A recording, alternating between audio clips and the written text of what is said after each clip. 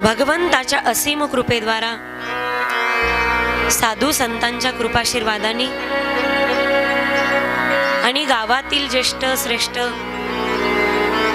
ज्ञानवृद्ध वयोवृद्ध तपोवृद्ध सर्वांच्या सहकार्याने कुशल मार्गदर्शनाने संपन्न होत असलेला अखंड हरिनाम सप्ताह ग्रंथराज ज्ञानेश्वरी पारायण आणि श्रीमद भागवत कथा ज्ञानयज्ञ सोहळा आज कथेच्या आपण द्वितीय दिनामध्ये पदार्पण करत आहोत। कथेचे यजमान असलेले श्री बालाजी भाऊ धोंडीराम पाटील, त्याचप्रमाणे आयोजक श्री संपत दादा पाटील असतील, भुजंग दादा पाटील, श्री शिवाजी भाऊ पाटील आणि बंडे मामा तिडके सर, सर्वजण आलेत का? सर्वांच्या आयोजनाने आणि नियोजनाने संपन्न होत असलेला हा ज्ञानयज्ञ सोहळा आणि कथेच्या आपण आज द्वितीय दिनामध्ये पदार्पण करत आहोत। भगवंताच्या असीम कृपेद्वारा आणि सर्वांच्या अथक परिश्रमाने सर्वांच्या सहकार्याने संपन्न होत असलेला हा ज्ञानयज्ञ सोहळा। कालपर्यंत आपण कथेमध्ये श्रीमद भागवत कथेसाठी लागणारा आदरभाव संपादन केलात। या कथेचं महात्म्य काय, हिचं महत्व काय, आजपर्यंत या कथेने कित्येकांचा उद्धार केला। धुंदुकारी सारखा महापातकी जरी व्यक्ती असेल, ज्याच्या पापाचं क्षालन कशानेही होत नाही, गयेला पिंडदान केलं की सगळ्या पितरांची मुक्तता होते, पण धुंदुकारी सारखा महापातकी ज्याच्या पापाचं क्षालन गये सारख्या ठिकाणी पिंडदान करून सुद्धा झालं नाही, अशा पिशाच चिरवणीला जो पापी प्राप्त झाला होता धुंदुकारी, त्या महान पातकी असणाऱ्या धुंदुकारीचा उद्धार झाला तो श्रीमद भागवत कथा श्रवणाने। एवढी ही कथा अद्भुत आहे, अगम्य आहे आणि या श्रीमद भागवत कथेचा आपल्याला लाभ झाला हे आपलं परम भाग्य आहे।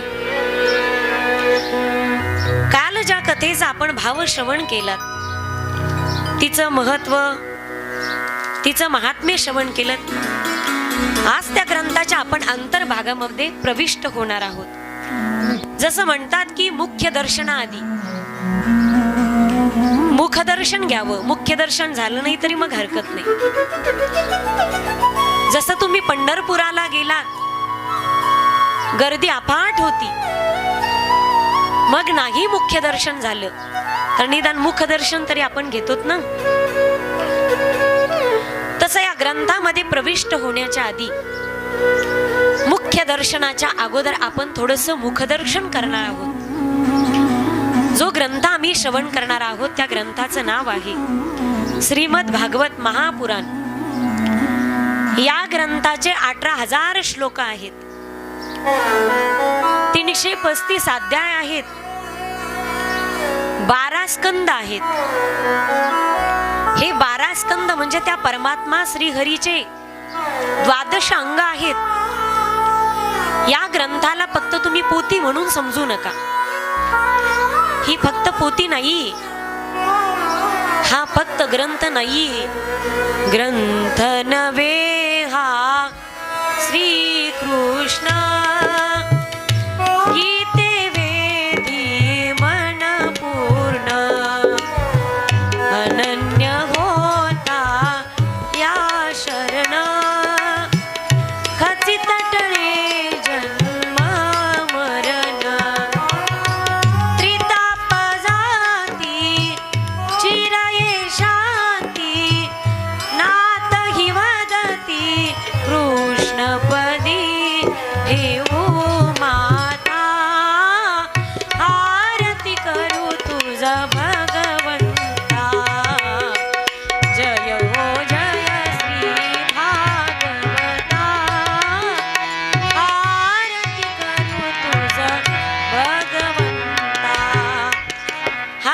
ग्रंथ नाहीये,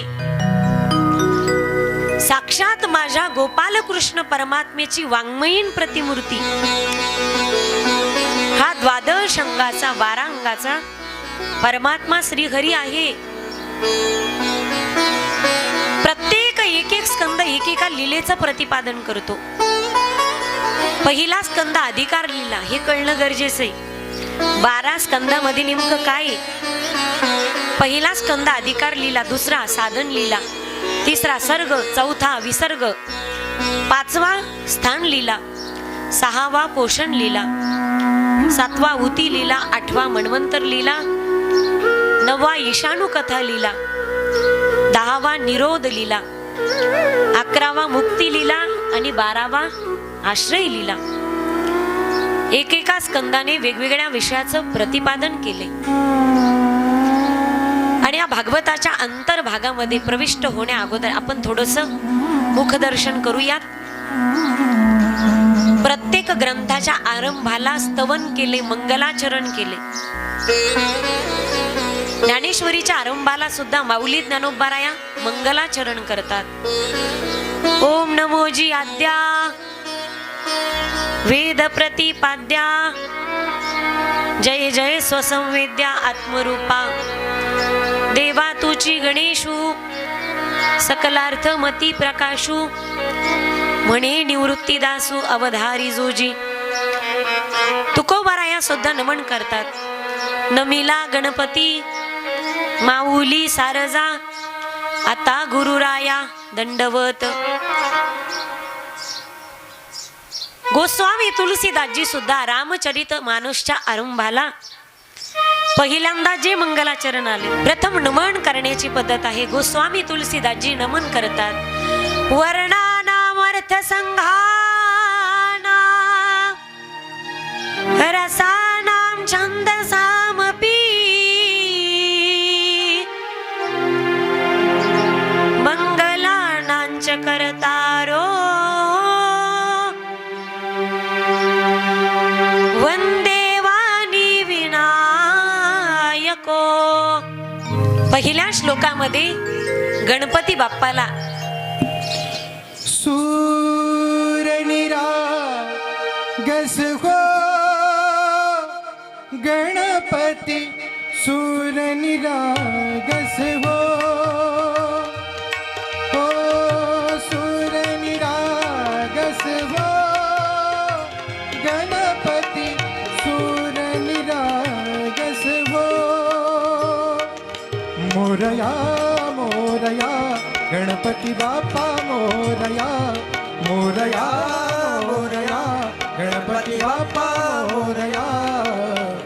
गजवदना तू सुख करता, गजवदना तू दुख हरता, गजवदना मोरया मोरया, मोरया मोरया गणपती बाप्पा मोरया, मोरया मोरया गणपती बाप्पा मोरया.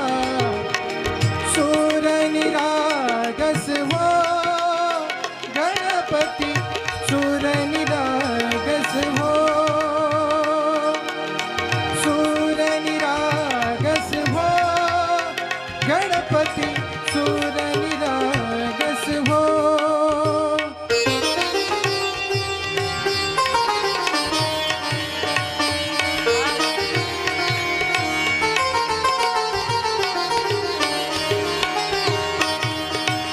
स्वर सुमनानी भरली ओंजळ. आवाज खोला. स्वर सुमना, आवाज खोला थोडा. भरली ओंजळ नित्य रीती व्हावी चरणाभर. न्हाने बालक सुमधुर बासे, भावतसे वाहो सुरातून. ओंकार गणपती, ओंकार गणपती, अधिपती सुखपती छंदपती गंधपती. लीन निरंतर हो, लीन निरंतर हो.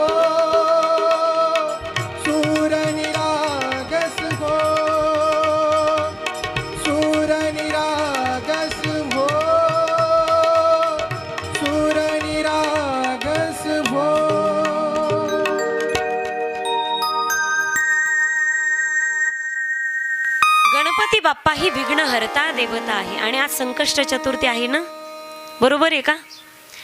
गणपती बाप्पा ही विघ्नहर्ता देवता आहे, सुखकर्ता आणि दुःखहर्ता. गणपती बाप्पा ही ज्ञानाची देवता आहे, सरस्वती माता ही वाणीची देवता आहे. ज्ञान आणि वाणी या दोघांची सुद्धा गरज आहे. गणपती बाप्पा ज्ञानाची सुद्धा देवता आहे आणि विघ्नहर्ता सुद्धा आहे. म्हणून प्रत्येक व्यक्ती असेल, आपलं प्रत्येक शुभ कार्य असेल, एखादं मंगल कार्य जरी असेल, पहा तुम्ही लग्नाची शिदोरी जरी बनवायची असेल तर शिदोरी बनवत असताना कणकीचं मला वाटतं काहीतरी गणपती बनवतात, तुमच्याकडे बनवतात की नाही मला माहिती नाही, पण चुलीवरती शिदोरी बनवत असताना लग्नाची गणपती बनवतात. घरी मंगल कार्य असेल तर भिंतीवरती गणपती काढतात. आज प्रत्येक जण असेल, प्रत्येक शुभ कार्याची सुरुवात असेल, मग कलगे तुरे करणारी जरी असतील, त्यांनी गणपती बाप्पाला आळवलंय. अगदी उत्तरेतील संत सुद्धा म्हणतात गणपती बाप्पाला आळवतात ते.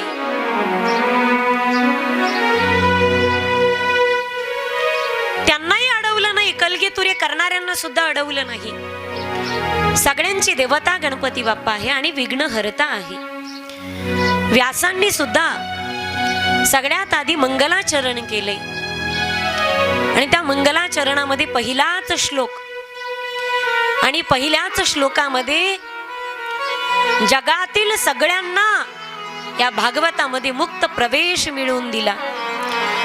जन्माद्यस्य यतोन्वयादितरतस्य चार्तेष्वभिज्ञ स्वराट तेने ब्रह्महृदायादि कवये मुह्यन्ति यत्सूरयाः तेजो वारी मृदां यथा विनिमयो यत्र त्रिसर्गो मृषा धाम्ना स्वेन सदा निरस्तकुहकं सत्यं परम धीमहि. पहिला आहे अधिकार स्कंद आणि त्या स्कंदामध्ये या ग्रंथाचा अधिकारी कोण आहे हे सांगितलं. ते पाहत असताना आपण 3-3च्या जोड्या लावू. कनिष्ठ वक्ता कनिष्ठ श्रोता, मध्यम वक्ता मध्यम श्रोता आणि उत्तम वक्ता उत्तम श्रोता. प्रथम अधिकार लिहिला आहे. या ग्रंथाचा अधिकारी कोण आहे? हा ग्रंथ निर्माण कोणी केला? या ग्रंथाचे लेखक कोण आहेत? हा ग्रंथ लिहिला कोणी? या ग्रंथाचे वक्ते कोण आहेत? ग्रंथाचे श्रोते कोण आहेत? म्हणजे ग्रंथाचा उद्भव, ग्रंथ वक्ता भगवान पूज्यपास श्री शुकाचार्यांचा जन्म आणि महाराज परीक्षितेचा जन्म, या विविध मुद्द्यांचा आपण टप्प्याटप्प्याने विचार करणार आहोत. प्रथम हा ग्रंथ निर्माण कसा झाला? हा ग्रंथ कुणी लिहिला? एक दिवस भगवान श्री वेद नारायण आपल्या शम्याप्राश नावाच्या आश्रमामध्ये बसलेले असताना चिंतामग्न स्थितीत होते आणि तेवढ्यात आकाश मार्गाने, ज्यांच्या हातात ब्रह्मवीणा आहे, गळ्यात हातामध्ये चिपड्या आहेत, अशा नारद महर्षीचं आकाश मार्गाने आगमन झालं. आता नारद महर्षी येणार म्हणजे काय चुपचाप येणार का? श्रीमद नारायण नारायण नारायण श्रीमद श्रीमद नारायण नारायण नारायण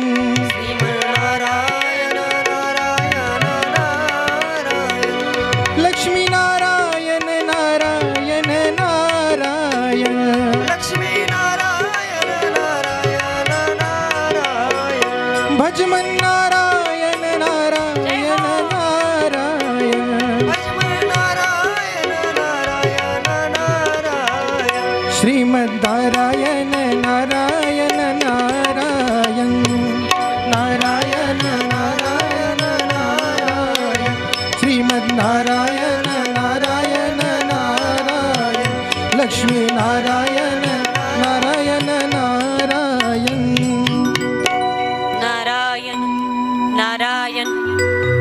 नारदांचं आगमन शम्याप्राश नावाच्या आश्रमामध्ये झालं. व्यास महर्षी चिंतेत होते. ओम नमो नारायणा. दोघांनी एकमेकांना नमस्कार केला. नारदजी बऱ्याच दिवसांनी येणं केलं. म्हणे हो व्यासजी, पण तुमच्या चेहऱ्यावर काही वेगळी चिंता दिसते. काही टेन्शन आहे का तुमच्या जीवनामध्ये? त्यावेळी व्यासांनी सांगितलं, हे देवर्षी नारद, माझ्या जीवनामध्ये मी सगळ्या गोष्टी केल्या. वेदांची विभागणी केली, 17 पुराणांची निर्मिती केली, उत्तर मीमांसा सारखं शास्त्र मी रचलं, महाभारतासारखं नीती प्रदान शास्त्र मी रचलं. भगवान परमात्मेने कुरुक्षेत्रावरती अर्जुनाला काय सांगितलं याच्यासाठी मी गीतेची निर्मिती केली. पण अंतकाळी परमात्मेने निजधाम गमन करत असताना उद्धवाला काय सांगितलं, माझं हे अजून लिहायचं बाकी. मी एवढं ज्ञान प्रदान शास्त्र रचलं, वेदांची विभागणी केली, शास्त्राची निर्मिती केली, तरी सुद्धा माझ्या मनाला का शांतता प्राप्त होत नाही? त्यावेळी देवर्षी नारद म्हणतात, हे व्यास महर्षी, तुम्ही भगवंताला का गात नाहीत? मग व्यासांनी सांगितलं, मी महाभारतामध्ये देवाला गायलंय ना.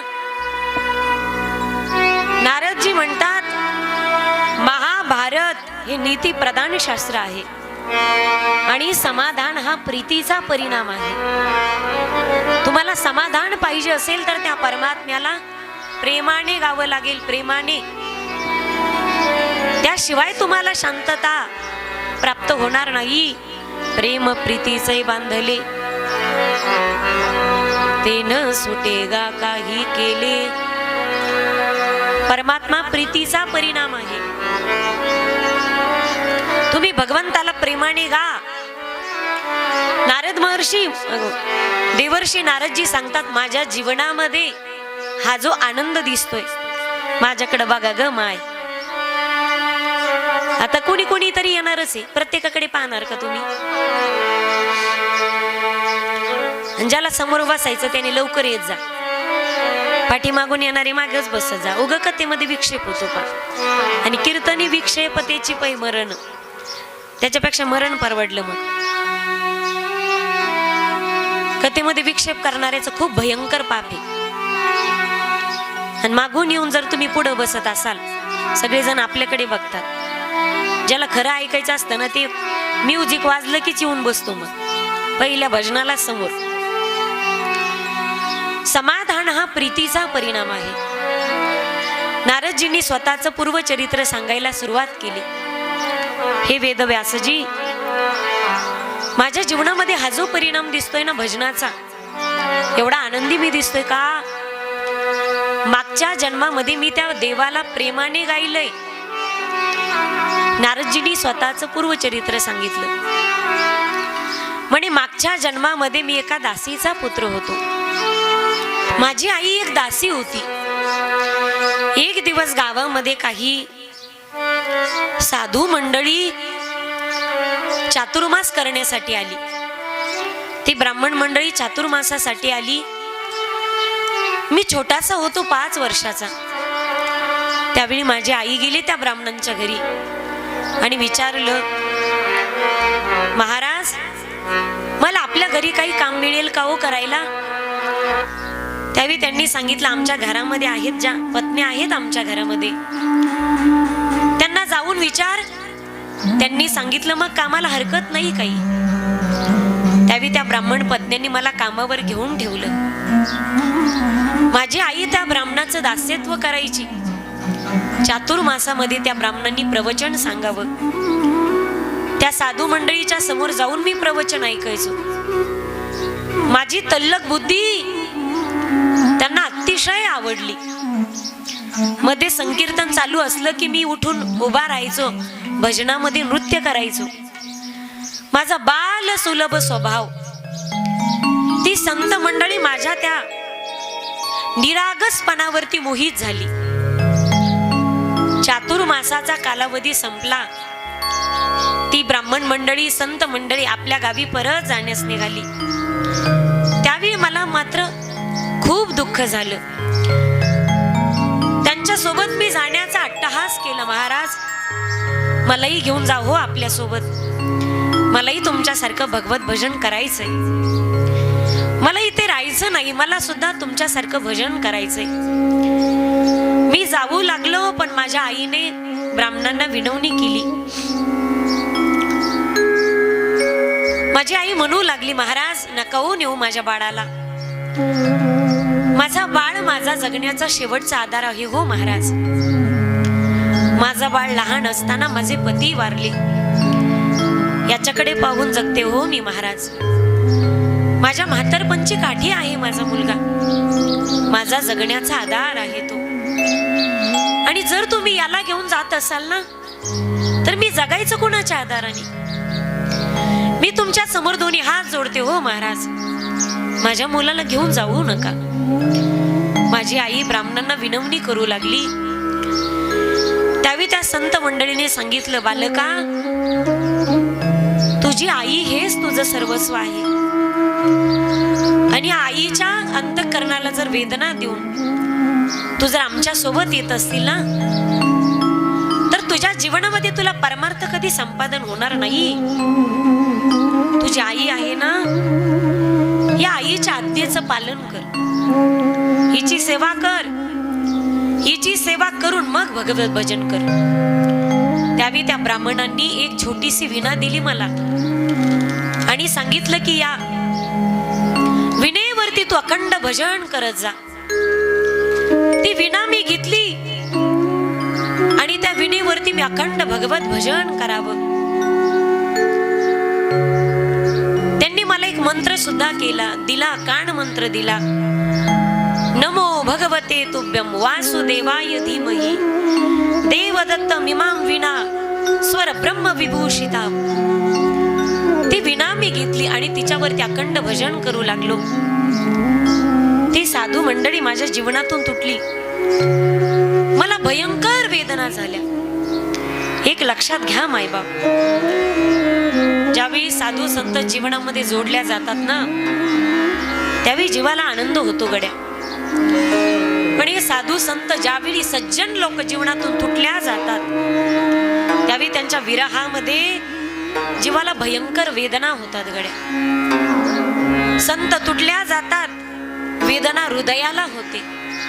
पण ज्यावेळी अंतःकरण तुटल्या जातं त्यावेळी जीवाचं कल्याण झाल्याशिवाय राहत नाही. एका जनार्दनी घडो त्याचा संग, न भावा वियोग जन्मोजन्मी.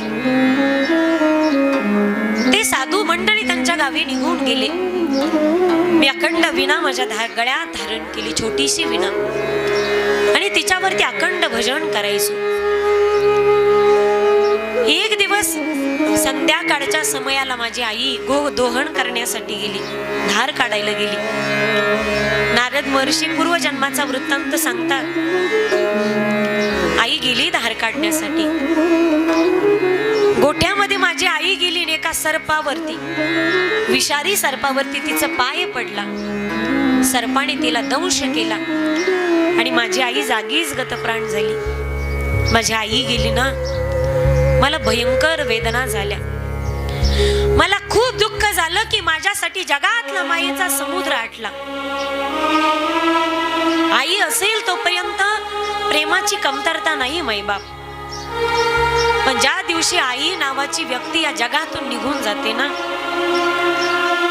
माहेर तोपर्यंत सासूरवासिनीला, जोपर्यंत माहेरात ती माय जिवंत आहे गड्या.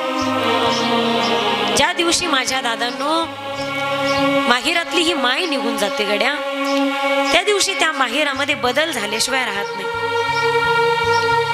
अरे जिथे आई आहे ना तिथं माहेर असतं. माहेरातली आई एकदा निघून गेली ना, मग कुठल्याही व्यक्तीसाठी प्रेमाचा समुद्र सदैव वाटला जातो गड्या. आई काय मावशी असते, आई काय आत्या असते, अरे आई काय काकू असते, आई आई असते गड्या. आईची किंमत त्याला कळेल माईबाप. कदाचित मुलाला खऱ्या अर्थाने आई समजणार नाही, पण जिला लग्न करून सासरी नांदायला जावं लागलं ना, त्या सासूरवासनीला कळेल मायबाप की आईचं प्रेम काय असतं. अरे ढगाड गेलेला सूर्य पुन्हा दिसू शकेल, पण माती आड गेलेली आई नाही पुन्हा दिसू शकत मायबाप. ज्या घरात आई आहे ना, त्या घरामध्ये प्रेम असं ओसंडून वाहत. पण त्या घरातली जर आई गेली मायबाप, त्या घरामध्ये प्रेमाची कमतरता भासल्याशिवाय राहत नाही. आई जगातलं असं व्यक्तिमत्व आहे मायबाप, जगातले सगळे नाते एकीकडे आणि एकटी आई एकीकडे. काय नातं बनवलं असेल मायबाप जगात त्या देवाने. हो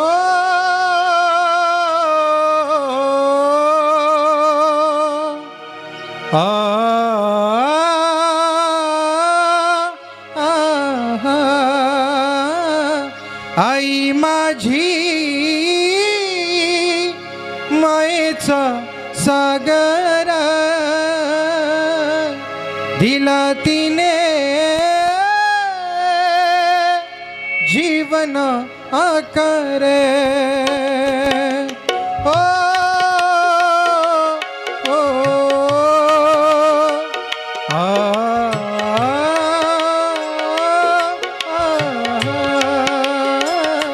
आई माझी मायेचा सागर दिला तिने जीवनाकार.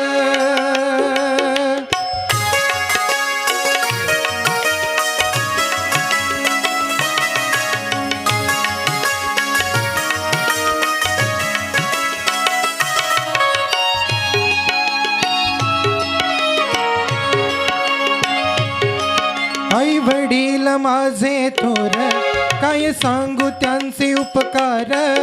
आई वडील माझे थोर, काय सांगू त्यांचे उपकार. जीवनाच्या वाटेवरती किती असतो त्यांचा आधार. आई माझी मायेचा सागर दिला तिने जीवन आधार. आई माझी मायेचा सागर दिला तिने जीवन आधार.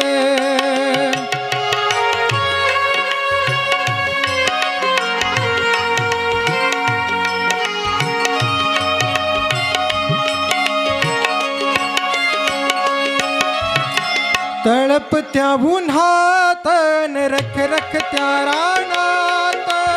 तडपत्या उन्हात रख रख त्या रानात. राहिली समाजासाठी तू ग कष्टाच्या घामात. राहिली समाजासाठी तू कष्टाच्या घामात. कधी मिळेल मुठभर घास, कधी घडे तिला उपवास. ओल्या मातीतून चालताना उडविले काटाचे पास. आई माझी मायेचा सागर दिला तिने जीवन आकार.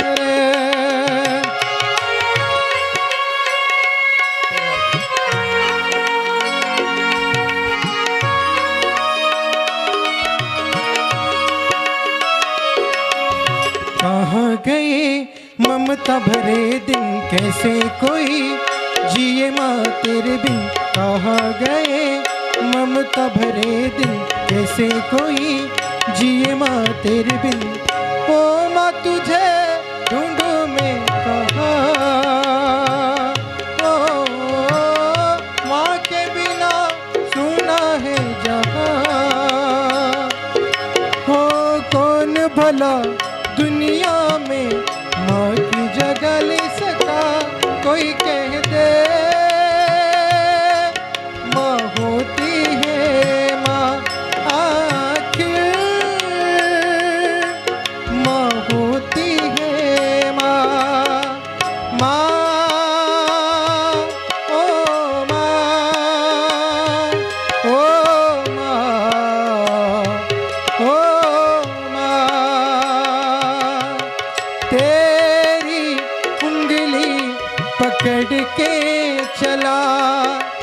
ममता के आंचल में पला।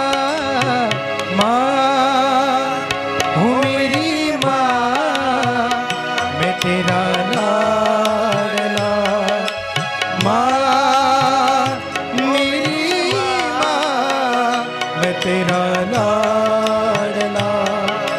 तेरी उंगली पकड़ के चला, ममता के आंचल में पला। माँ मेरी माँ, मैं तेरा लाडला। माँ हो मेरी माँ, मैं तेरा लाडला।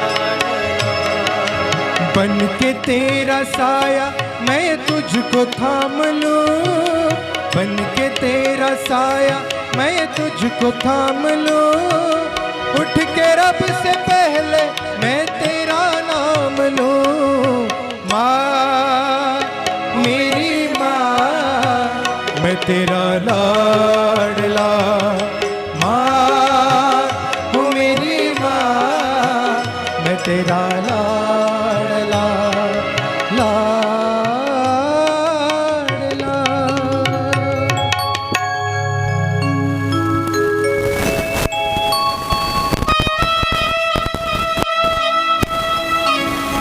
माझी आई मेली, मला खूप दुःख झालं, पण दुसऱ्या डोळ्याने मला आनंद झाला. भलेही आई मेली असेल, पण देवाने त्याच्या मार्गातला माझ्या मार्गातला आडवा आलेला काटा मात्र काढून घेतला. पारमार्थिक लोकांकडे गाराणी नसतात बा, पारमार्थिक लोकांकडे अजिबात गाराणी नसतात. त्यांना सुख दुःख काहीच वाटत नाही. माझी आई गेली, बरं झालं, मला भगवत भजन करण्यासाठी आता मार्ग मोकळा झाला. ती आडवी यायची ना भक्तीत भजनात माझ्या, आता मी हरिभक्ती करण्यासाठी मोकळा झालो. आता माझं चित्त अडकू शकत नाही कुठे. माझ्या आईच्या रूपाने मोह आडवा यायचा, देवाने काटा काढून घेतला. काही काही लोकांकडे एवढे गाराणे असतात, ताई काय करू, परमार्थ करायचा होता, पण बायकोच नाही मनासारखी भेटली. आता तिच्यामुळे कुठं का परमार्थ आड तू. आणि मला म्हटलं परमार्थ करायचं, पण काय करू, बायकोच नाही मनासारखी भेटली. बायकोसाठी अजिबात परमार्थ आडत नाही. ती भांडकुदळ भेटली तरी बी परमार्थ करता येतो. ती जीव लावणारी भेटली तरी परमार्थ करता येतो. ती जीव लावणारी भेटली तर एकोबा व्हा. ती ढासपूस करणारी भेटली, शिव्या देणारी भेटली तर तुकोबा व्हा. किती सुंदर प्रपंच आहे देवा. बायको शिव्या देणारी होती रे, म्हणून मला तू आठवलास देवा रे. ती प्रेम करणारी असती तर मग तू आठवला नसतास मला. एकनाथ महाराज तर म्हणतात, देवा तू मला श्री संग नाही सतसंग दिलास. माझी गिरिजा माझी पूर्ण बाजू सांभाळते. भांडणारी भेटली तर तुकोबा व्हा, जीव लावणारी भेटली तर एकोबा व्हा. एका माणसाने विचारलं, ताई मिलीस तर मग काय करायचं. आता काही काही पठ्ठे काय विचारते ना, अजिबात नेम नसतो. ते ग्रंथातलं नाही विचारणार, ग्रंथाच्या बाहेरचं विचारते. ज्या प्रश्नाचा अजिबात काहीच त्याच्यातून काहीच तथ्य नाही, काही सार नाही बाहेर निघत, असे प्रश्न लोक विचारतात. काय विचारते कोई काही नेम नसतो, पण आमचे बी सारे उत्तर तयार असतात. हा एक नाही, मग आम्ही 1200 गावचं पाणी पिलेलोय. इंद्रायच्या आळंदीच्या इंद्रायणीचं पाणी ज्याला लागलं त्याला फॉरेन रिटर्न व्हायची गरज नाही. हे वाजू देत नाहीत, हे गाऊ देत नाहीत, हे बोलू देत नाहीत. आपलं आपलं काम करत राहतं. आळंदीच्या इंद्रायणीचं पाणी. तुम्ही काही प्रश्न घ्या, मग आपल्याकडे बी आमच्या पद्धतीने उत्तर तयार आहेत. एकदा काय झालं, ते मोबाईल वरती स्कीम निघतात पहा. आता हल्ली मोबाईल वर काही बी निघलंय. मोबाईल वरती एक स्कीम होती, ते लोकांनी मॅरेज ब्युरो काढलेत ना. वधूवर सूचक मेळावा, आमच्या येथे पत्रिके विना विवाह लावून दिले जातील. ते मोबाईल वर स्कीम निघली होती. इकडून प्रश्न केले की तिकडून उत्तर द्यायची. एकाने प्रश्न विचारला, नवीन स्थळांसाठी ते म्हणायचे 1 दाबा, स्थळ पसंत आल्यास 2 दाबा, साखरपुड्यासाठी 3 दाबा, लग्न करण्यासाठी 4 दाबा, दुसरं लग्न करण्यासाठी पहिलीचा गळा दाबा. आता तिचा गळा दाबल्याशिवाय दुसरं येईल का करता? असं कोणी करू नका बरं का, असं करू नका. बायको मेलीस तर काय करायचं? त्याच्यासाठी नरसिंहजी महाराज मेहता प्रमाण आहेत.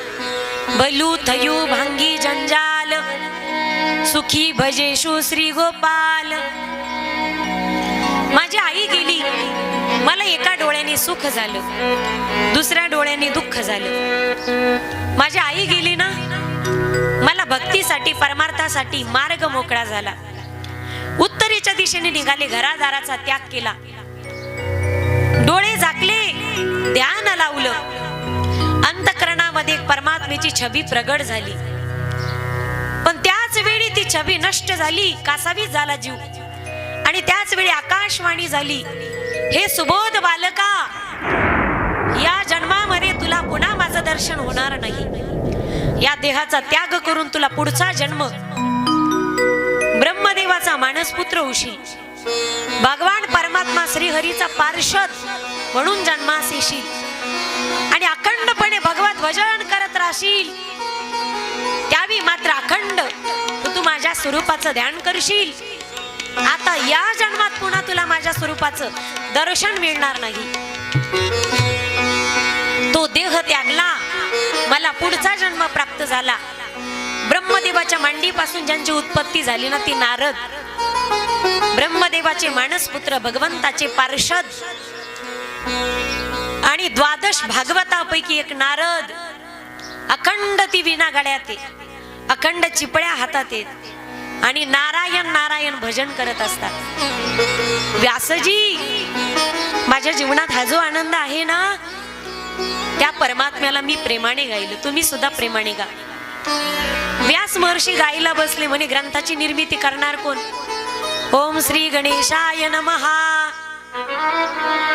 असं म्हणेपर्यंत गणपती बाप्पा झाले हजर. म्हणे बोला व्यास महर्षी, काय काम आहे? त्यावेळी व्यासांनी सांगितलं, आपल्याला ग्रंथाचं लिखाण करायचंय, रायटर हवाय लिहिण्यासाठी. गणपती बाप्पा म्हणे मी लिहिण्याचं काम करतो. त्यावेळी गणपती बाप्पांनी एक स्वतःची अट सांगितली, तुम्ही ऐकताय ना? एकदा प्रेमाने बोला बरं, राधे राधे. ए गवळणीनो, खाली बसा ग. म्हणे मी लिहिण्याचं काम करेल, पण एक श्लोक लिहित असताना दुसरा श्लोक मला रेडी पाहिजे. जर व्यत्यय आला तर मग मी निघून जाईल. व्यास महर्षी म्हणे तुमची अटी तशी माझी अट आहे. मी सांगितला श्लोक तुम्ही डायरेक्ट लिहायचा नाही, तो त्याचा अर्थ कळाल्याशिवाय त्याचं लिखाण करायचं नाही.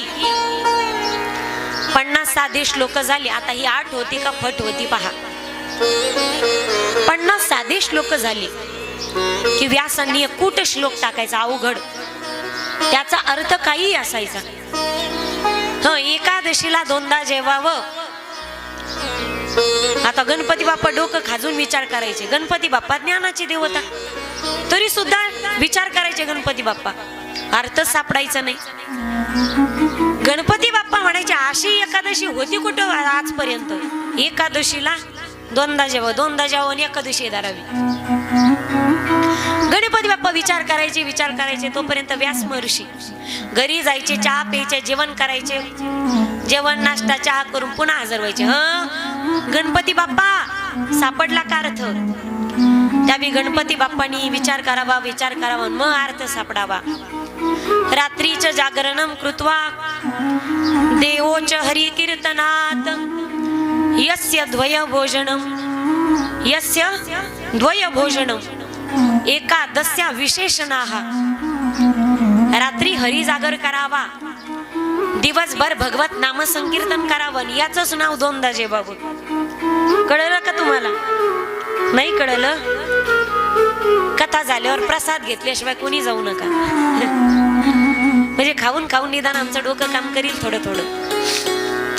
असं करत करत 18,000 श्लोकांची संहिता तयार झाली. चतुश्लोकी भागवताचा नारदाने उपदेश केला होता व्यासांना. त्या 4 श्लोकाचा विस्तार 18,000 श्लोकांमध्ये केला. आता ग्रंथ निर्माण झाला श्रीमद भागवताचा 18,000 श्लोकांची संहिता. ग्रंथ निर्माण झाला. ग्रंथाचे लेखक आहे व्यास महर्षी.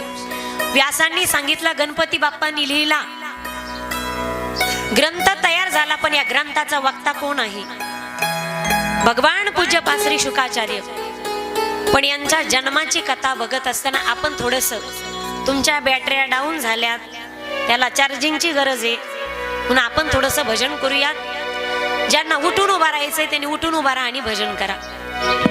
शाम तेरे मिलने का सत्संग ही बहाना है, राधे तेरे मिलने का सत्संग ही बहाना है, श्याम तेरे मिलने का हरि बोल. सत्संग बहाना है. श्री राधे. राधे तेरे मिलने का जय हो. सत्संग बहाना है. पुरुष मंडळी, हला हला हला. तेरे मिलने का सत्संग ही बहाना है. राधे तेरे मिलने का हरि बोल. सत्संग बहाना. इकडच्या हला हला हला. ओ राधे एकदा तेरे इकडे टाळी, एकदा मिलने इकडे. का सत्संग ही बहाना जय हो. हला हला. है. राधे तेरे मिलने का सत्संग बहाना है. जय हो. समोरचं डोळका हला हला. जय हो. ये दुनिया वाले क्या जाने, जय हो. मेरे दुनिया वाले क्या जाने, मेरा दिल तेरा दीवाना है, शाम तेरे मिलने का सत्संग ही बहाना है. हरि बोल. राधे तेरे मिलने का जो सत्संग बहाना है. वाह वाह, क्या बात है. राधे तेरे मिलने का काना सत्संग ही हला बहाना हला हला. आजी बाई हला हला. ये दुनिया वाले क्या जाने, मेरा दिल तेरा दीवाना है, राधे तेरे मिलने का सत्संग ही बहाना है.